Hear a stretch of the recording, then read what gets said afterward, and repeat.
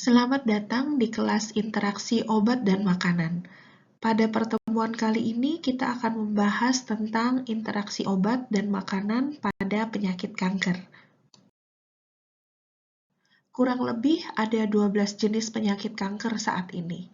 Menurut data The Global Cancer Observatory pada tahun 2020, kasus tertinggi kanker di Indonesia adalah kanker payudara, diikuti dengan kanker serviks dan juga kanker paru-paru. Data Riskesdas tahun 2018 menunjukkan estimasi jumlah penderita kanker payudara terbanyak berada di Jawa Timur dan Jawa Tengah. Kita coba lihat bagaimana korelasi status gizi pasien dengan kanker. 50% pasien mengalami penurunan berat badan pada saat diagnosis.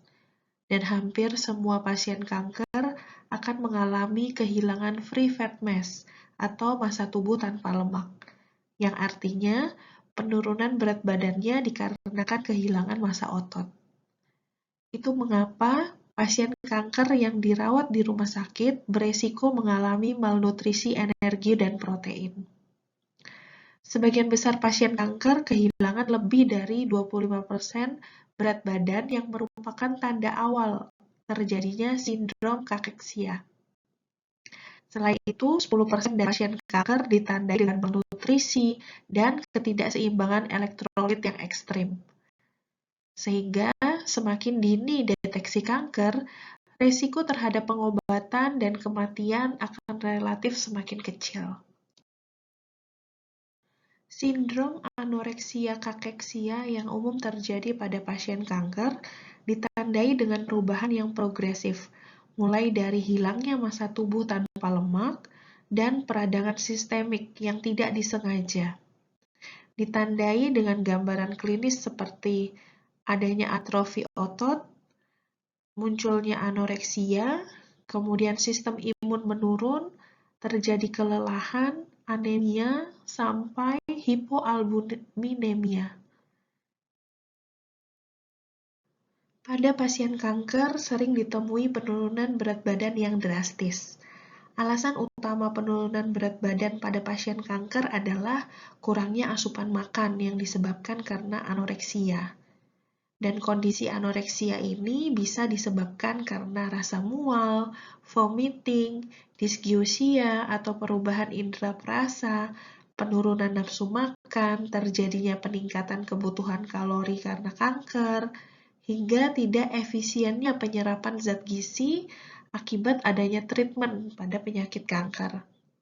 Nah, faktor-faktor inilah yang menyebabkan terjadinya penurunan berat badan. Masalah gizi pada pasien kanker tidak hanya terjadi karena penyakitnya, tetapi juga terjadi masalah gizi akibat dari efek kemoterapi pasien. Nah, ada beberapa efek yang terjadi pada pasien kanker yang mendapatkan treatment kemoterapi. Di antaranya adalah munculnya sariawan, kemudian terjadi perubahan indera perasa yang menyebabkan nafsu makan pasien menurun, kemudian ada juga infeksi pada saluran esofagus, kemungkinan juga muncul nausea dan vomiting, ya, mual muntah, gitu. Kemudian juga muncul peradangan pada usus kecil ataupun usus besar, mungkin juga terjadi diare, nyeri, bahkan juga terjadinya anemi. Literatur dan penelitian terkait interaksi obat makanan pada pasien kanker masih sangat sedikit ditemukan. Hal ini disebabkan karena beberapa pemberian obat secara parenteral. Yang saat ini diketahui adalah bahwa kombinasi kemoterapi, terapi radiasi, dan atau pembedahan pada pasien kanker dapat menyebabkan defisiensi zat gizi tertentu, penurunan nafsu makan, perubahan persepsi rasa, dan gangguan penyerapan, metabolisme, dan ekskresi zat gizi. Beberapa obat juga dapat memberikan perubahan pemanfaatan substrat zat gizi makro, seperti protein, karbohidrat, ataupun lemak.